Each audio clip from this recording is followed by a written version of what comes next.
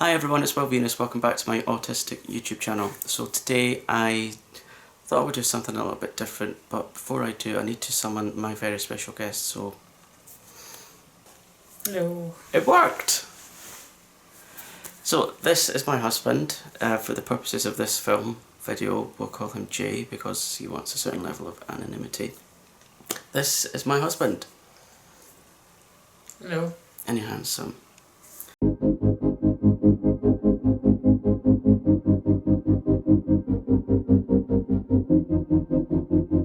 So yeah, today we thought we would talk about our polaric opposites when it comes to all things sensory. Now, if you want to see what I said about my sensory issues, likes, dislikes, you can check out the video that's in the playlist or up here somewhere. So yeah, if you would like to talk through what you like, dislike, cannot tolerate when it comes to sensory processing disorder. Don't like mint, that's a given. Don't like the smell, don't like the taste. Don't like just the thought of it. Don't like anything green or orange, really. Like food wise. I can't tolerate lumpy soup. I can't swallow it. You know, why is that? I think because the texture of it makes it a bit too difficult to swallow. So just to give a little bit of context here, when it comes to sensory processing disorder, Jay has far more issues than I have. Like you said about the certain lumps and textures of food. What is it specifically about the lumps and textures and things you don't like?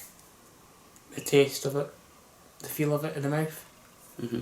Just can't swallow it. I can't hard to swallow and I can't walk in and feeling physically sick. Whereas me, I love lots of different texture, lots of different smells and flavours when it comes to, well, food. You know, I really don't like certain vegetable juices and stuff. If it's got a strong, say, pineapple or peach, I just think the taste is overwhelming in texture and the smell. So, when you're smelling these things, what's the initial reaction? Is it, or yeah. is it I need to get out of this room, or what it's is just, ugh, and it's disgusting. Just don't like it. But on a scale of, say, 10, so on a scale of 0 to 10, 0 10. being tolerable, 10 being... 10. And also, I just thought about when it comes to things like light. Behind this camera there is a ring light, and so I know that you feel particularly sensitive to bright lights. Especially at night if I've got Because I like lots of light. I like it in the bath as well. I like having the lights off with the curtain down, the blind down. Mm-hmm. Just so it's nice and dark. I suppose that gives it a more relaxed feel. Yeah, and cosy feel. I love being you scratch my arm. Things like that, and getting hugged. So when it comes to things like touch, I'm very, very sensitive to touch, but like I said in my other video, you barely feel touch, so you're very undersensitive. Yeah, but I do like being scratched or hugged and stuff like that when it's a long time. It's for a lot, massage and that. Because I do feel that, but at a certain time I just don't feel it. Yeah. Because in my mind, when I touch you, not like that, like to rub your shoulder or whatever, I think the force that I do it with is going to hurt you. No, I really enjoy that because it's nice and relaxing for me. But the amount of strength that I need to put into it, I sometimes feel like I'm going to hurt you because... I like that. It just makes it feel better. Feel like you're going into it, working into it. So it just kind of goes to show how opposite we are, but I suppose, as the saying goes, opposites attract. It's like, I mean, love my fruity teas and different flavoured teas. You don't go with them because you don't like the feeling of having a Earl Grey or a... Well, see, I do like fruity and herbal teas, but you just don't really taste of anything unless you put sweetener or sugar in them. Yeah, and I like it without. That's something different. But do you taste it? Yeah. It's nicer without, actually. Healthier. And it's good. Is there anything else you would like to add about all things sensory? Probably the dentist, the drill. Oh yes, the dentist. The drill. So the water squish. I don't want to be a bit overbearing, but if you could explain how you felt about the dentist, you know, like going from childhood up until recently. Oh, always sick before every appointment. Always got ridiculed by the dentist, thinking, "Oh, you must be doing better." No, you're giving us a red face, got a red face, and you know they would never understand until recently it was a sensory issue. All they did was mock and not mock, but they used to. So you feel that dentists, they don't really, No. not really got any awareness of things like SPD. No compassion, no empathy towards, or sympathy. And was that just with one dentist or several? Several.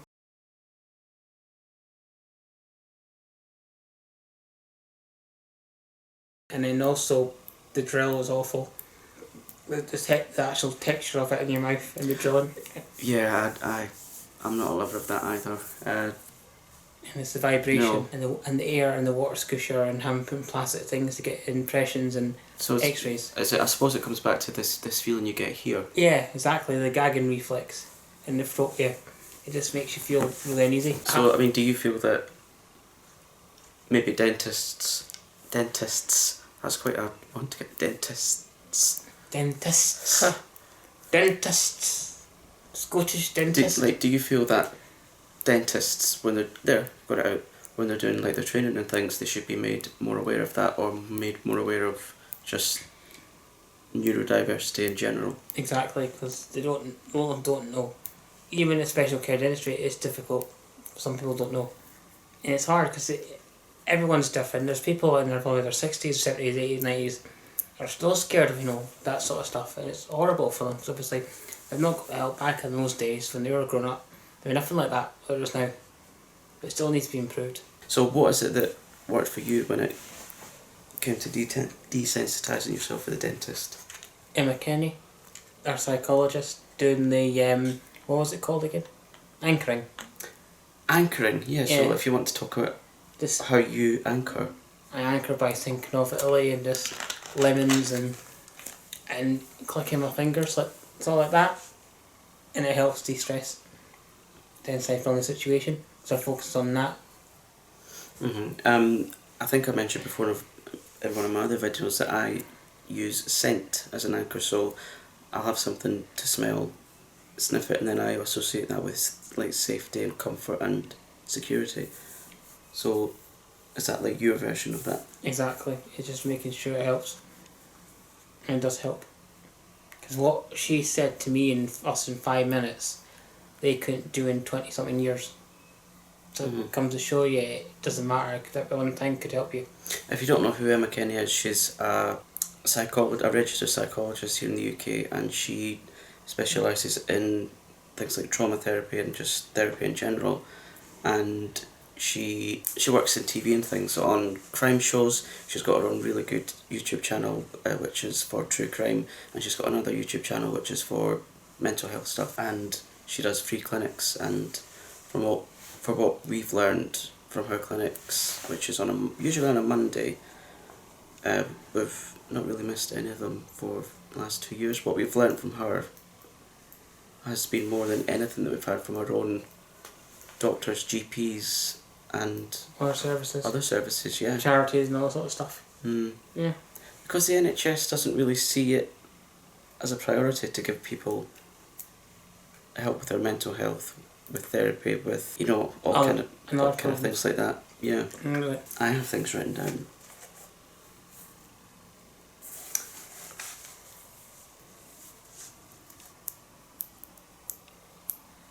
Can you not manage a smile? Oh, the effort. So when did you decide you were autistic?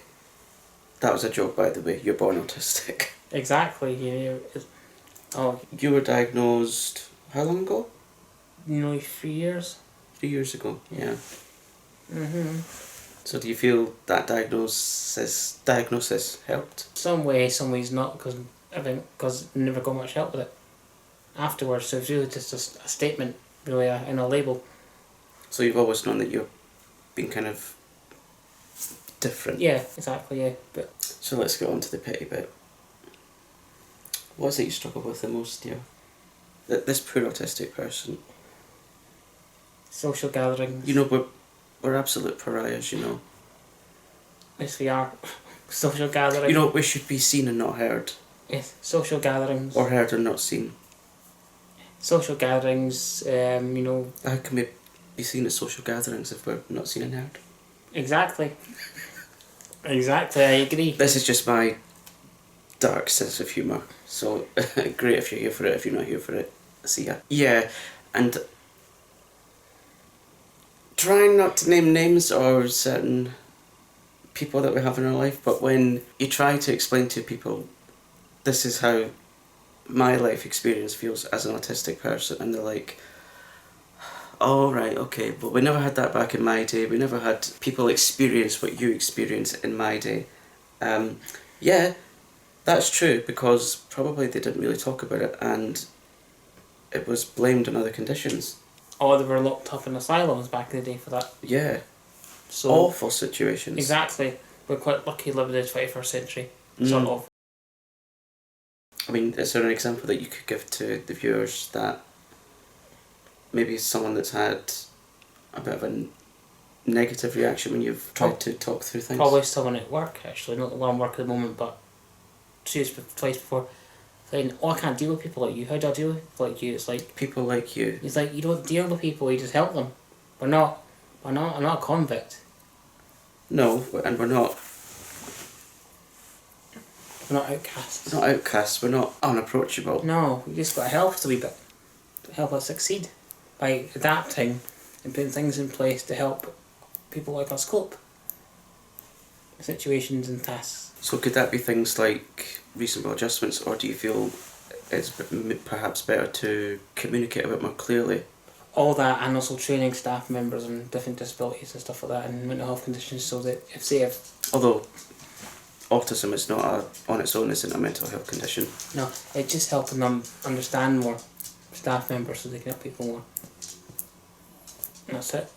It's as simple as that. They just need to know more, to get trained more, and then they'll understand it. There'll be more or less discrimination. Oh, the dog wants to get up. There's always someone coming in between us, be it a dog or a person. Come on in. Here he is. He's a bit stinky. He needs a bath. As an autistic person, what do you feel you excel at the most? Chatting to customers at work. And I'm really good at that. So you like people? Yeah, just chatting to them, making them laugh. But how can that be? Autistic people, they don't like, social interaction. Can't do that. No, it's no, I just enjoy it. It's good to get to know the customers and the people we work with, and just rapport, and just have a giggle. So he likes social situations. I cannot stand them, because I can vouch for that. Meaning? I know you don't like social. You like staying indoors a lot just so you can watch what you like watching and stuff like that, and you like. I hate people. Joking. I love people. I just like the right people. Yeah. I just don't like being in a social situation where I've got nothing in common with someone.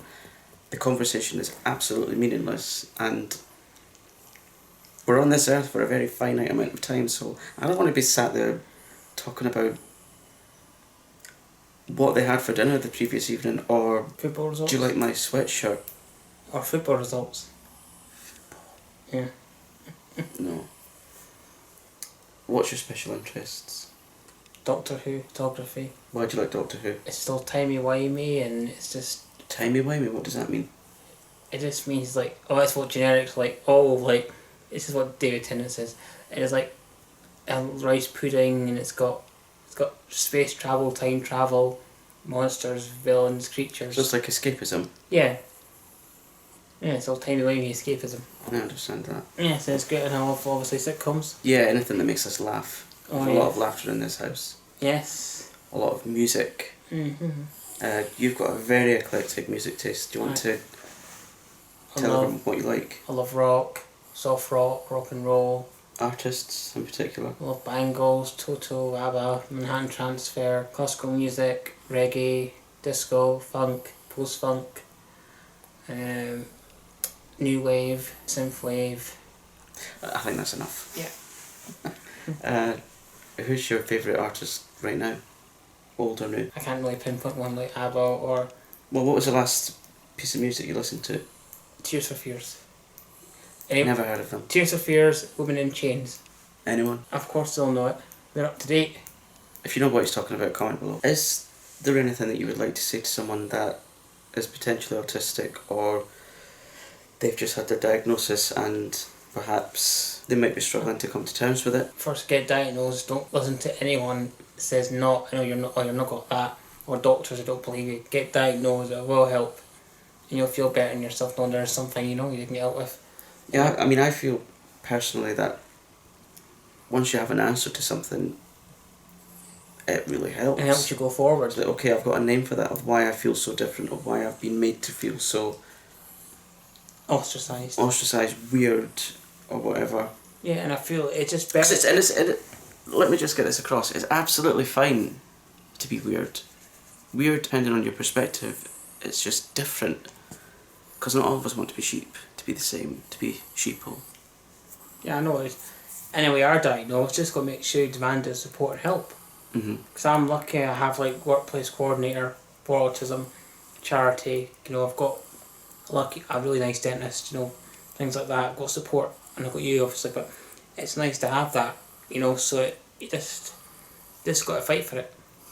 Got to fight for this diagnosis. Why is it you feel, well, from your perspective, why is it you feel autistic couples work? Because we've got similar, ways of thinking. And say like a atypical person, non-autistic person, that they'll go uptown, they'll say, we'll meet you uptown, certain place, soon, but we want to know exactly what time, down to the minute, and how'd you get there. It's much better, because obviously at least you know exactly what time, where to go. So we communicate better, yeah, and we understand each other, what struggles we go through, so we can empathise. Yeah, no, it's such a struggle. Because the pain. Cause a train going past, or an ambulance, or a noise, even the noise in the car validators and the trams, it does get a bit. Yeah, the sensory overload is. Yes, and we understand all that. Shopping in a supermarket, and it's all noisy, and people going past, and you get bumped into people, and you do get a bit overloaded with that. And it's nice to we can relate to that. Definitely. Yeah. And is there anything else you would like to add before we finish this video? What helps me is actually. But that is listening to Doctor Who audio dramas. I know that sounds a bit specific, but it does help. When you're struggling with sensory things. Yeah, because having instead of music, sometimes music could be a bit loud, At least with this you've got voice, you've got sound effects, you've got something to escape. And then we done one a day, so it's nice. And I do it when I go to work, because I'm distracted from the busy tram or busy the street, or the centre and that sort of stuff. It's good. So anything that helps you relax. Just relax. For a bit. For an hour. Yeah, it's good. Right, well this has been different, interesting. I do hope you've enjoyed it. What does everyone need to do?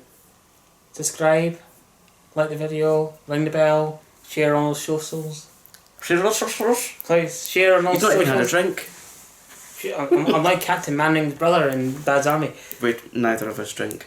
Yeah, so like, comment, subscribe, and share on all socials. Share on all the socials if you can. And tell your friends and your family and your co-workers and your psychiatrist and your chiropodist and your reflexologist and chiropractor. We're not talking about feet. No, I know. Anyway, we both really hope you've enjoyed this, and I will see you next week, hopefully for a brand new video. Tell me what you've thought of this. I'd be very interested to read. TTFN? Whatever that means. See ya. Bye. Bye.